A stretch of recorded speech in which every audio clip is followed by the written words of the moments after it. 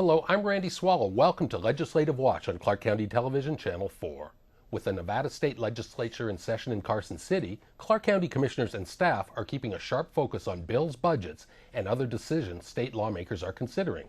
Joining us today in a roundtable discussion is Clark County Commission Chair Susan Brager, the Vice Chairman of the Board, Commissioner Steve Sisolak, and Clark County's Director of Administrative Services, Sabra Smith-Newby.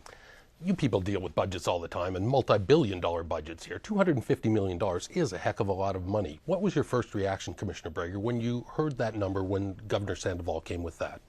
You know, we keep hearing about tightening the budget, tighten the budget. If we had a belt that was 50 loops, we're on loop 20. So we don't have any more or very many ways that we can tighten the budget. It's very challenging. The economy with it is making it a challenge beyond challenges. And so I'm not certain where we're going to go from here. $125 million each of the next year, Commissioner. Well, again, what was your first reaction? To me, it's not numbers. Budgets aren't numbers. Budgets are people. Budgets are lives. Budgets are programs. And that's what this boils down to. It's easy to, for a legislator or the governor to just say, going to cut out numbers. But it's not numbers. It's lives, and it's people's well-being and life safety issues, and that's what we have to focus on. And Sabra, I know you've been in the legislative session in Carson City the past 3 sessions up until this one. Was that as much of a shock to you, what the governor was proposing, just as far as the strict numbers?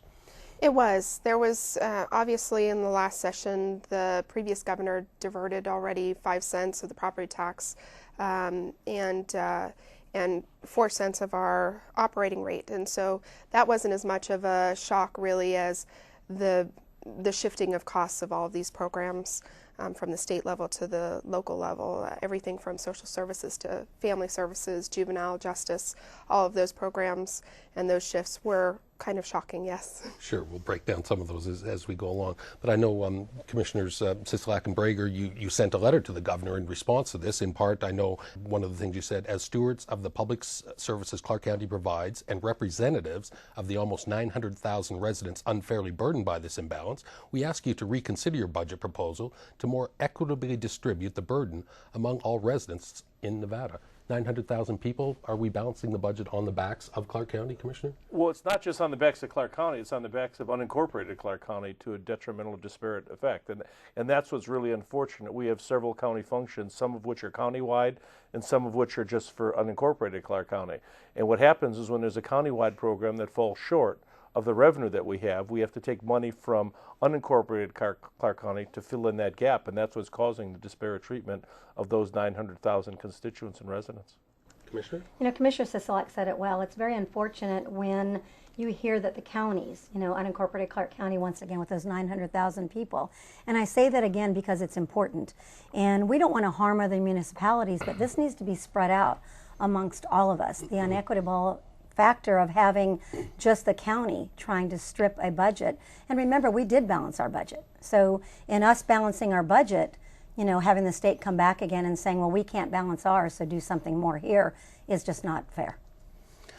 Sabra, excuse me, redirecting or directing Clark County's property tax seems to be the biggest chunk of the $250 million, about $150 million, I think. 11.5 cents of property tax is earmarked from the county to the state. Could you just explain that to our viewers, kind of what that means?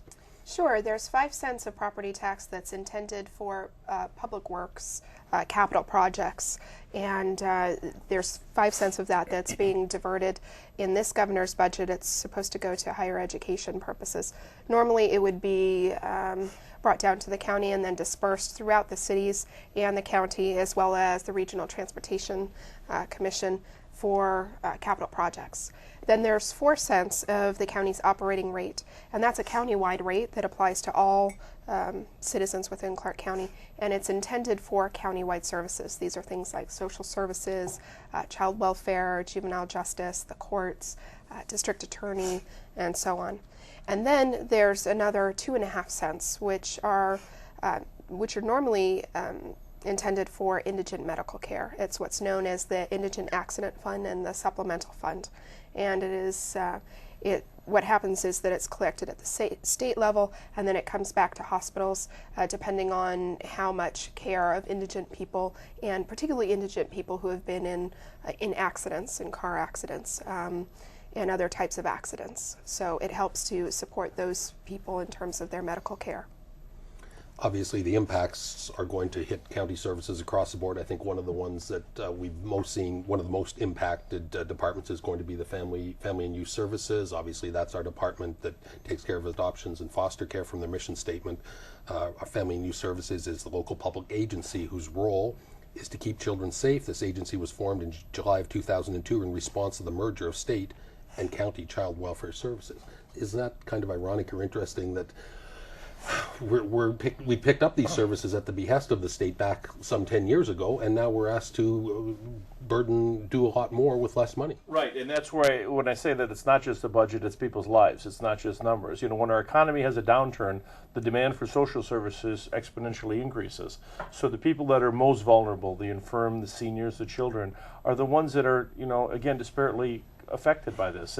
And I hopefully what Chairwoman Brager said is people need to understand that these are county-wide functions that need to be performed. And when there's a shortfall, one of two things is going to happen. It's either going to have to be reduced or eliminated, and that's really going to detrimentally impact all of our citizens, or two, the cost needs to be shared by everybody that partakes of those services, all the communities. And that certainly doesn't seem to be the case at this point, does it, Commissioner? It's not happening. No, it is still, again, those 900,000 people are funding pretty much the whole of Southern Nevada.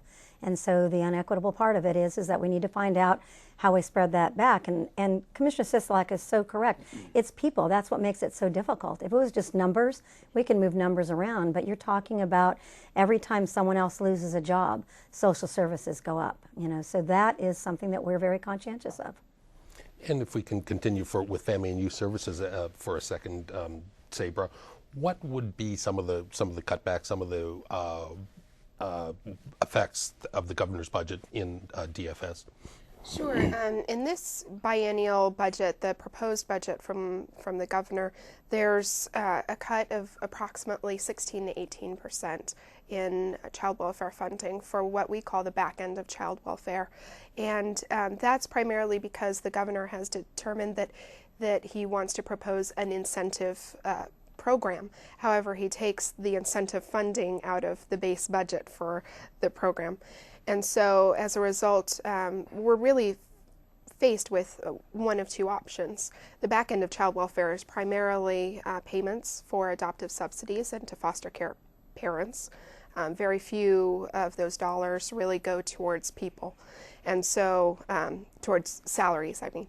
So we have two choices. We can either take the entire cut, which is upwards of $10 million when you consider that there are federal matching funds to the initial cut. We can either take all of those out of personnel, at which point our caseloads will go to 1 to over 40 children. That means that each caseworker may spend only 20 minutes per month with each child that is assigned to that caseworker. Or we can spread those cuts across three things: the personnel costs, the adoptive subsidies, and the foster care payments. In that case, we know that caseloads will also rise, maybe not as much, but we also know that some of those foster parents who will see a decline in the amount of funding they receive for those children may turn those children back into the system. They may end up going back to Child Haven. We don't know at this point how many of those children will end up back with us, but we know that we will get some of them back. See, and Rennie, it's important to note here that these are children through no fault of their own are in a very difficult situation. And as a society, we need to decide whether or not it's appropriate to step up. I think it is appropriate. It's not only legal and moral and ethically we're responsible to take care of these children that are so vulnerable.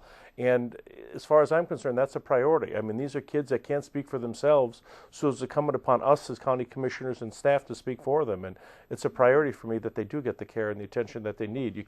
It's not reasonable to think that a caseworker is going to see a child for 20 minutes a month and get any sense of what they need and what's going on. That's just not a realistic view on behalf of the legislature or the governor.